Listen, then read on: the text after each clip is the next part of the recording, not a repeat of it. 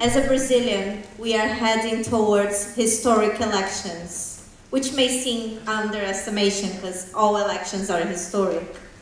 But we are now talking about removing Bolsonaro from power, a fascist responsible for the death of more than 700,000 Brazilians, for the return of Brazil to the hunger map, for record rates of Amazonian destruction and fires, for public policies that facilitated the oppression and death of countless women, Afro-Brazilians, indigenous people, and workers from all backgrounds who dare to demand more.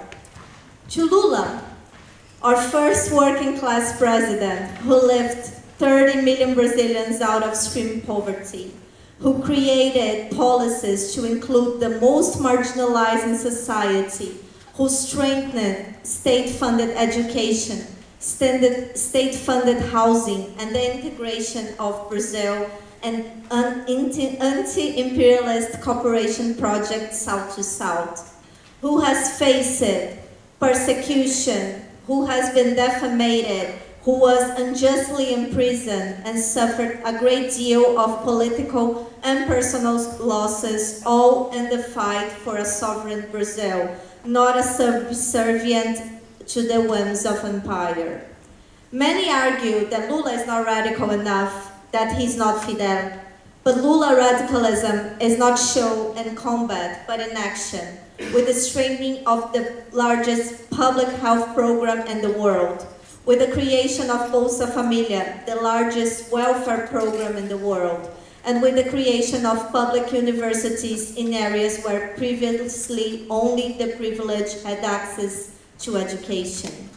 We Brazilians learned to dream during the Workers' Party governments. People who never had access to basics did during that government. And we know, as someone coming from the periphery of the capitalism, having access to the basics is unfortunately a luxury.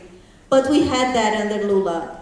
The 2016 coup against Presidenta Dilma was hard.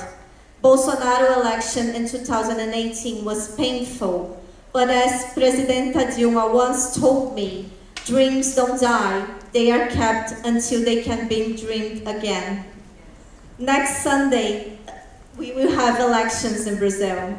And you can give me the support to make Brazilians have the ability to dream again. It will not be easy. Bolsonaro works for the international far-right movement and has radicalized his supporters. A victory for Bolsonaro wouldn't just be a victory for the fascism in Brazil, but for Bolsonaro's fascist allies through the world, across all countries. Today, I'm here to call for your support. Lula taught me that internationalism was a beautiful thing and that he stood in solidarity with the oppressed from all over the world during his life. Now it's your turn to show that support to Lula and Brazil.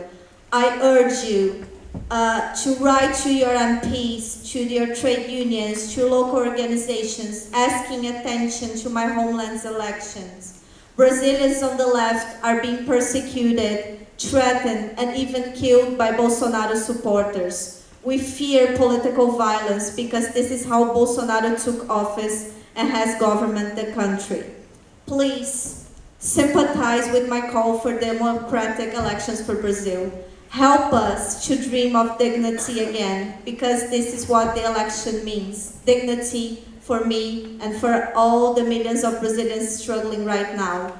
A dream of a better Brazil with Lula as our president. Thank you.